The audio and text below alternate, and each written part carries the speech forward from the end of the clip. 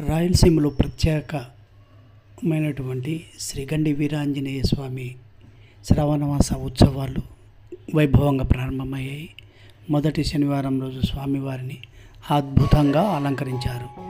భక్తుల సౌకర్యార్థం ఆలయ కార్యవర్గం అన్ని ఏర్పాట్లు పూర్తి చేసింది. ఈ సందర్భంగా భద్రతా చర్యలను పోలీసులు కూడా కట్టుదిట్టం చేశారు. వాతావరణం బాగుంది, వర్షాలు పడలేదు.